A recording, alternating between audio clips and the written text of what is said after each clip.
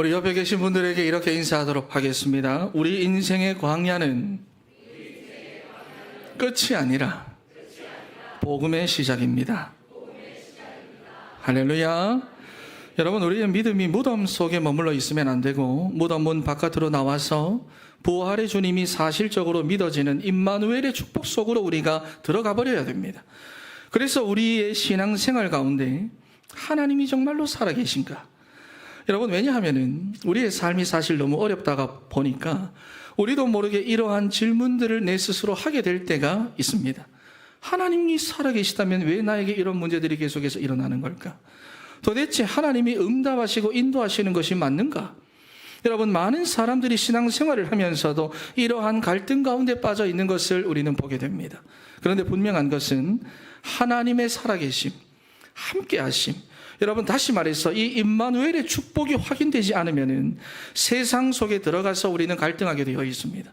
그리고 갈등으로만 끝나는 것이 아니라 반드시 어려워지게 되어져 있는데, 대표적으로 경제적인 어려움이 찾아오게 되어져 있어요. 여러분, 그리고 경제적으로 사람이 너무 어렵다가 보면은 나도 모르게 거기 매여가지고요, 구원받은 하나님의 자녀로서 생육하고 정복하고 땅에 충만하라 축복하셨어도 매여버리니까 축복은커녕 오히려 사단의 종노릇을 하고 불신자들의 심부름을 하는 그러한 비극적인 삶을 계속해서 살아가게 되는 것입니다.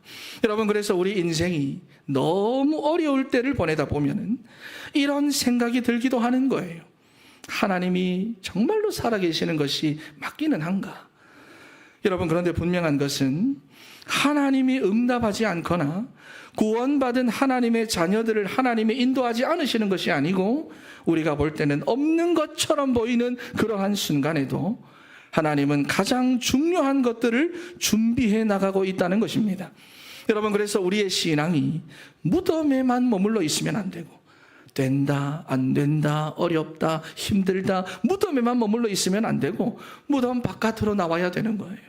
그래서 예수님도 십자가에 달려 죽으셨다, 예수 믿어도 안 된다, 이미 끝났다, 이게 아니라 로마서 10장 8절의 말씀처럼 네 입으로 예수를 주로 시인하며 또 하나님께서 그를 죽은 자 가운데에서 살리신 것을 네 마음으로 믿으면 구원을 받으리라.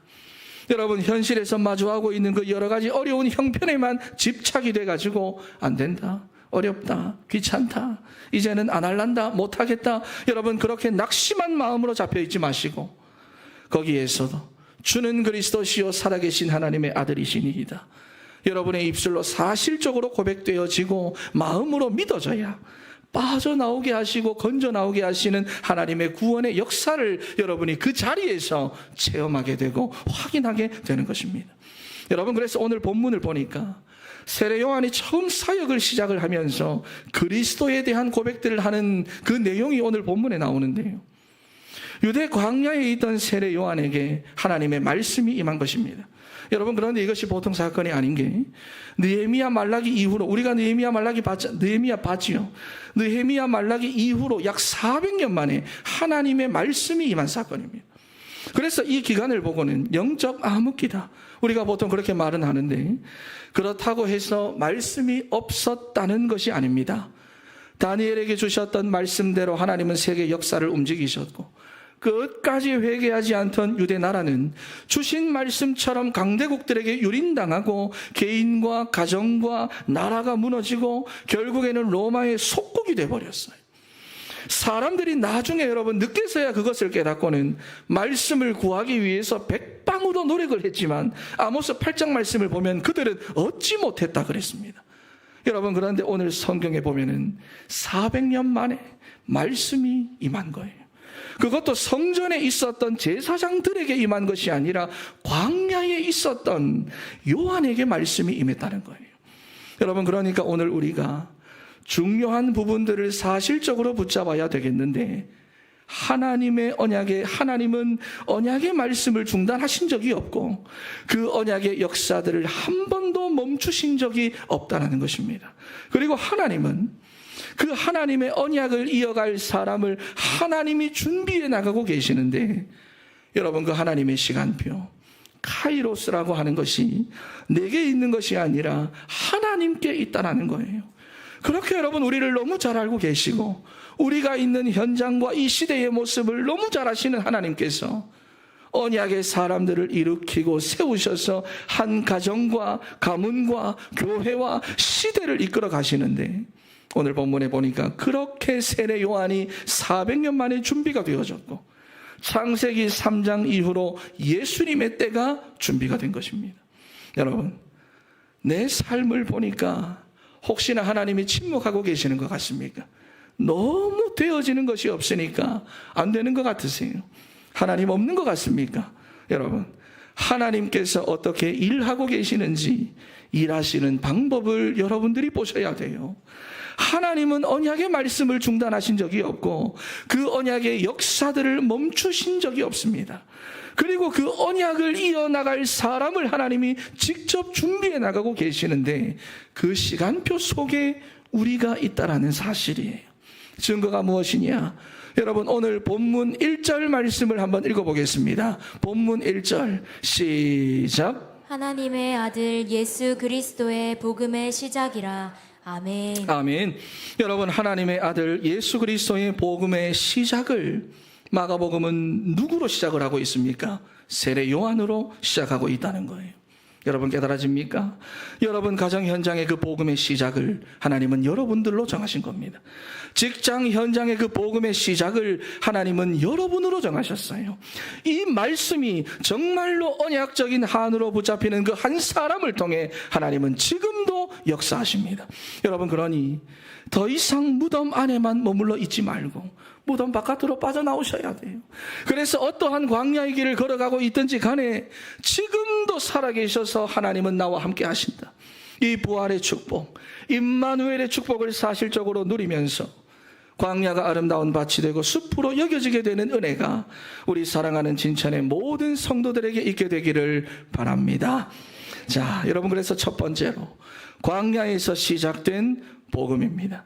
2절에서부터 3절 말씀을 다시 한번 읽어보겠습니다. 2절 3절 시작. 선지자 이사야의 글에 보라, 내가 내 사자를 내 앞에 보내노니 그가 내 길을 준비하리라. 광야에 외치는 자의 소리가 있어 이르되 너희는 주의 길을 준비하라. 그의 오실 길을 곧게 하라. 기록된 것과 같이. 아멘. 세례 요한은 제사장 사가랴의 아들인데 이들 가정에는 나이가 많도록 여러분 자녀가 없었습니다. 그래서 이들 부부가 이것을 두고 오랫동안 기도를 했고 요한은 그 기도를 통해서 얻게 된 특별한 은혜였습니다. 선물이었어요. 여러분, 그러니 얼마나 귀했겠습니까?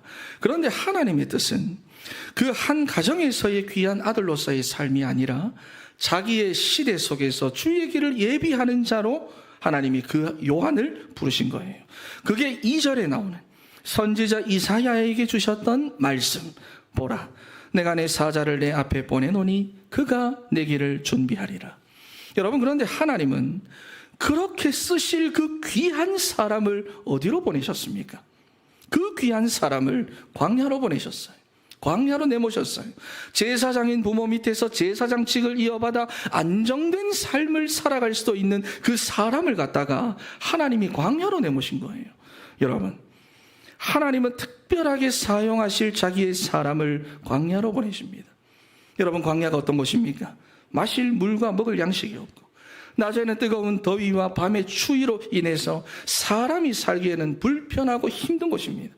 그리고 누릴 수 있는 것이 없으니까 자기 육체의 욕심을 죽이는 삶을 살아갈 수밖에 없는 곳입니다. 여러분, 그래서 세례 요한은 오늘 본문에 보니까 낙타 털옷을 입고 허리에는 가죽띠를 띠고 음식은 메뚜기와 석청을 먹었다 그랬어요. 이렇게 하나님께서 쓰시고자 하는 사람들은 광야라고 하는 여러분이 특별한 훈련의 과정을 보내게 하시는데, 우리가 성경을 보니까 요셉도 그렇고 다윗도 그렇고 이러한 시간이 다 있었다는 거예요. 그리고 모세도 마찬가지시요. 미디안에서의 40년을 보내게 하신 것입니다. 여러분, 그런데 그러한 시간을 통해서 예수만 보이고 예수만 남고 예수만 따라가는 예수의 올인되는 삶으로 그들이 다 세워지게 된 것을 볼 수가 있습니다. 그리고 그러니까 함께 있는 사람들까지도 다 살아나는 거예요. 여러분, 여러분의 삶이 지금 만약에 광야의 길을 걷고 있다면은 거기는 인생의 끝이 아니라 복음의 역사가 시작되는 곳인 줄 믿습니다. 여러분 개인의 삶에도 그렇고요. 여러분 가정과 가문과 사업장에서도 그렇고요. 바로 그 광야에서 복음의 역사가 시작되는 거예요. 그러니 광야를 어떻게 바라봐야 하느냐? 내 인생의 그 광야를 우리가 어떻게 바라봐야 하느냐? 당연한 건 아니지만 그 고난으로 하나님이 나를 몰아가시는 것은 나를 특별하게 사용하고자 하시는 훈련의 과정이다. 할렐루야. 우리 옆에 계신 분들에게 고백합니다. 광야는 훈련의 과정입니다. 시작.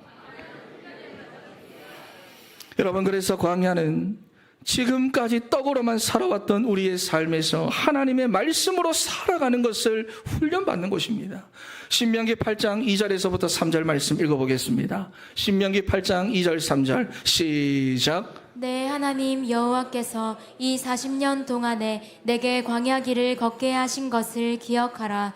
이는 너를 낮추시며 너를 시험하사 내 마음이 어떠한지 그 명령을 지키는지 지키지 않는지 알려 하심이라. 너를 낮추시며 너를 줄이게 하시며 또 너도 알지 못하며 내 조상들도 알지 못하던 만나를 내게 먹이신 것은 사람이 떡으로만 사는 것이 아니요 여호와의 입에서 나오는 모든 말씀으로 사는 줄을 내가 알게 하려 하심이니라. 아멘. 여러분, 이스라엘이 430년 종으로 살아왔던 그 애굽이라고 하는 땅은 떡으로만 사는 곳이었습니다. 떡으로만. 그런데 광야는요, 떡으로만 살아왔던 애굽의 옛사람을 벗어버리고 하나님의 말씀으로 사는 삶을 훈련하는 곳이에요. 그래서 하나님의 말씀을 듣고 순종하는 사람만이 살아남을 수가 있는 장소입니다. 그 말씀을 듣지 못하고 여전히 떡으로만 살려고 하는 사람은 여러분 가나안 땅에 들어가기도 전에 광야에서 다 죽어버린 거예요. 그런데 못 먹고 못 입어서 죽은 사람 한 사람도 없었고요.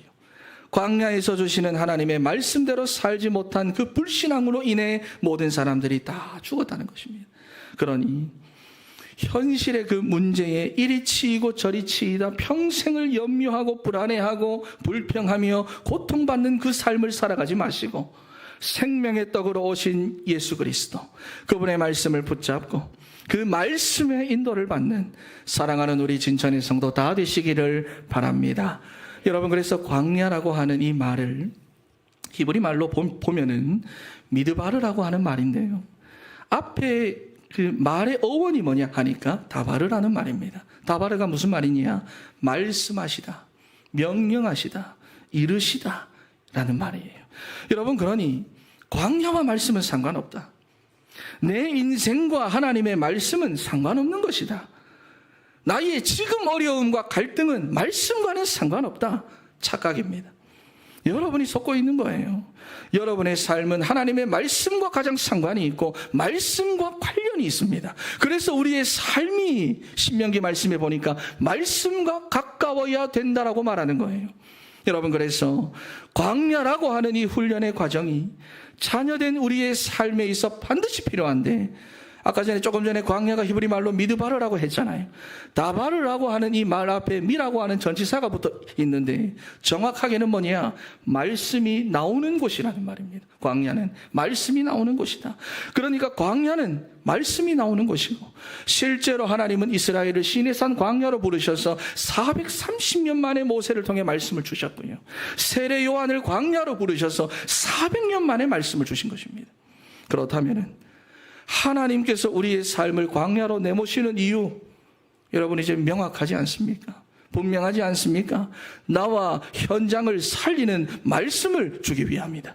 우리의 삶과 가장 직접적인 관련이 있는 말씀을 주시려고 광야라고 하는 이 당연한 고난의 시간표를 우리의 삶에 허락하시는 거예요. 여러분, 그런데 이스라엘은 이러한 광야로 나와서도 늘 애굽에서의 삶을 떠올리며 떡으로 살아왔던 그 삶을 떠올리며 거기서 먹었던 그 세상의 떡을 그리워하며 원망하고 불평했습니다. 왜냐하면 그 애굽에서의 삶에 너무 길들여져 있으니까 말씀이 너무 불편한 거예요. 오히려 말씀이 자기들에게 너무 불편한 겁니다. 나하고는 안 맞아요, 말씀이. 그래서 말씀대로 살지 못한 1세대들은 말씀대로 살지 않던 그들의 불신앙 때문에 광야를 통과하지 못하고 다 죽었는데, 여러분, 우리가 지금까지 먹고 살았고 또 지금도 먹고 싶어 하는 그 세상의 떡은요, 우리를 결국 이렇게 죽게 만듭니다. 이익을 주고 유익을 주는 것처럼 보이지만 결국은 뭐냐? 광야를 통과하지 못하게 만든다는 거예요. 그러니 우리가 우리 인생의 광야를 통과하여 아름다운 밭이 되고 숲으로 여겨지게 되려면 영원히 줄이지 않는 생명의 떡으로 우리가 살아가야 하는데, 요한복음 6장 35절 말씀입니다. 한번 읽어보겠습니다. 시작. 예수께서 이르시되 나는 생명의 떡이니 내게 오는 자는 결코 줄이지 아니할 터이요 나를 믿는 자는 영원히 목마르지 아니하리라. 아멘. 말씀이 육신되어 우리 가운데 오셔서 우리 진천교회의 머리가 되신 예수 그리스도만이 우리를 살리는 생명의 떡입니다. 여러분, 그래서 광야의 길을 걸어가는 우리 인생에 정말로 필요한 것이 뭐냐?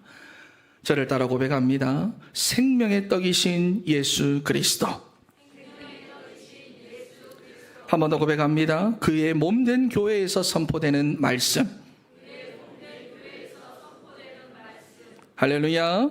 여러분, 그래서 우리가 주시는 말씀을 듣고 그 말씀을 따라 인도받게 될 때에 우리 인생의 광야가 아름다운 밭이 되고 숲으로 여겨지는 이 복음의 역사가 시작되게 되는 것입니다. 여러분, 그래서 이사야 40장 3절 말씀, 이사야 40장 3절 말씀 한번 읽어보겠습니다. 시작. 외치는 자의 소리여 이르되 너희는 광야에서 여호와의 길을 예비하라. 사막에서 우리 하나님의 대로를 평탄하게 하라. 아멘. 여러분, 여기 보니까 광야가 어떤 곳이라고 말합니까? 광야가 어떤 곳입니까?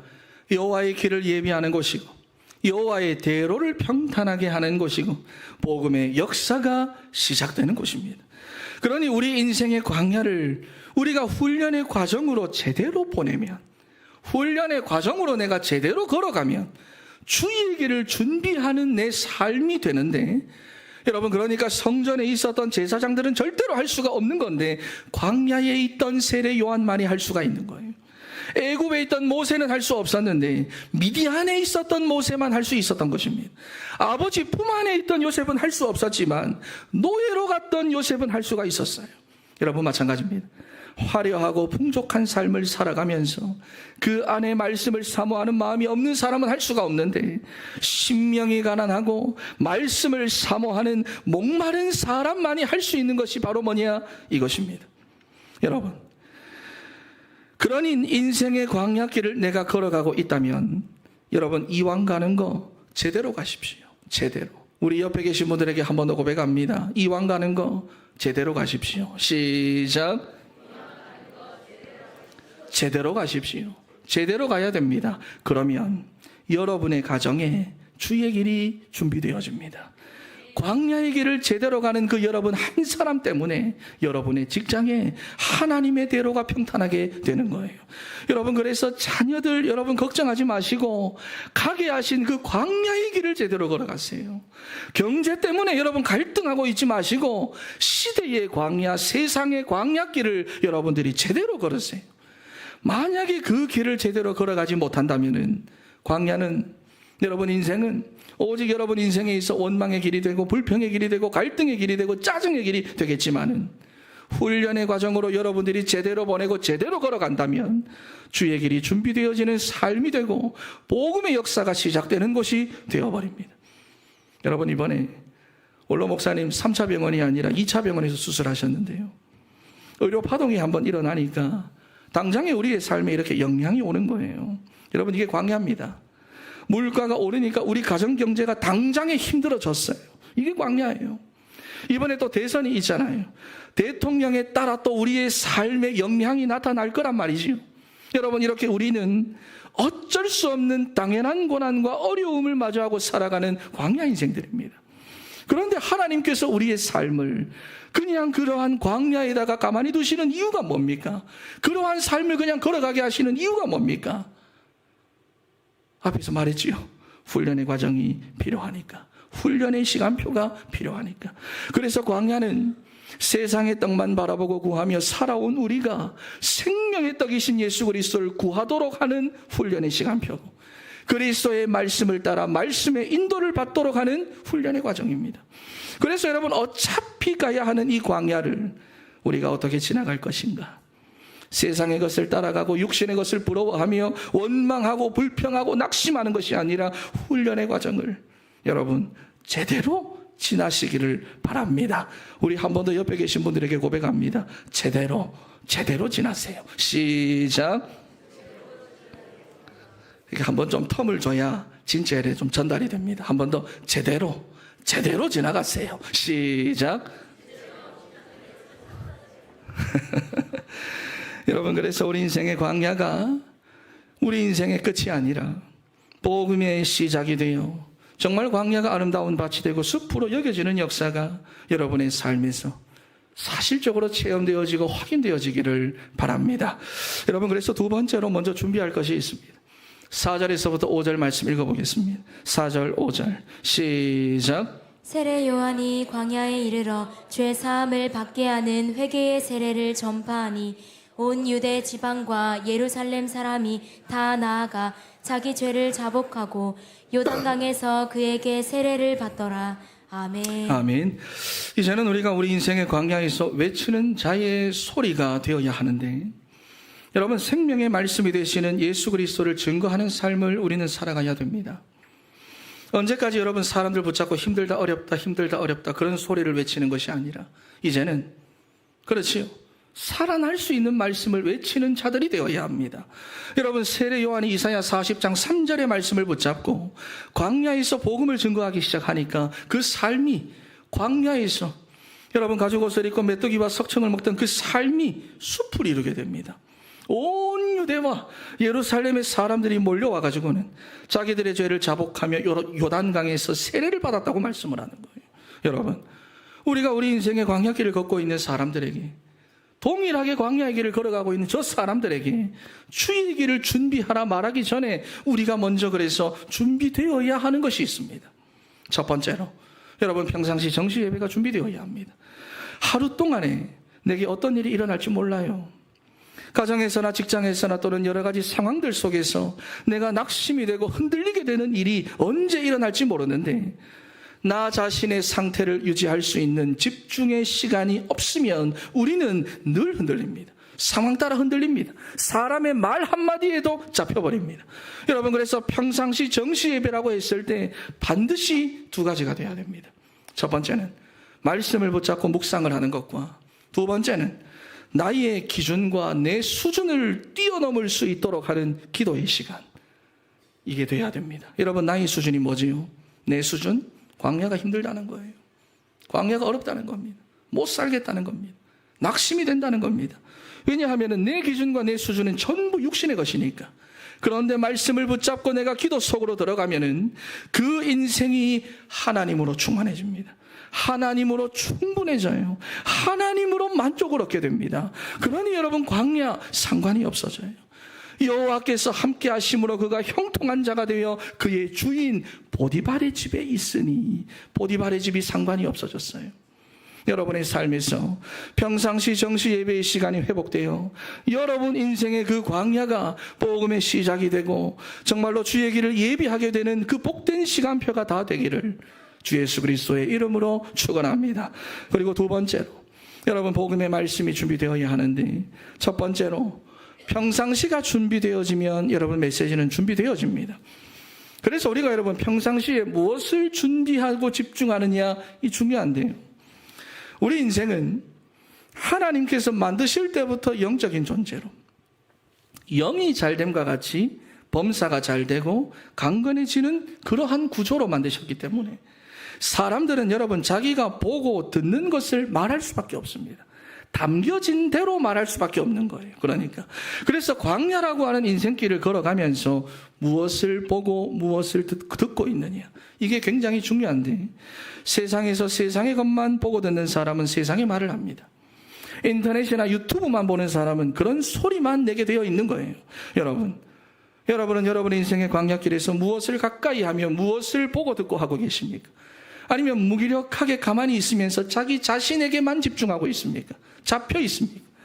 평상시를 통해 주야로 말씀을 가까이 하여 그리스도의 말씀이 준비되어지는, 그래서 사람들이 여러분만 만났다 하면은 힘 빠지고 염려하고 불평하고 갈등하고 하는 것이 아니라 그리스도라고 하는 그 답을 갖도록 만드는, 여러분 성경은 그런 사람들을 보고 복 있는 사람, 전도자 이렇게 말하는데요.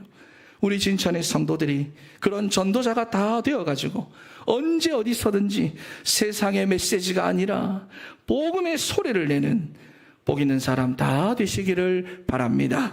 그리고 평상시가 되어지고 현장 살릴 메시지가 준비되면서 하나님께서 부어주시는 것이 있습니다.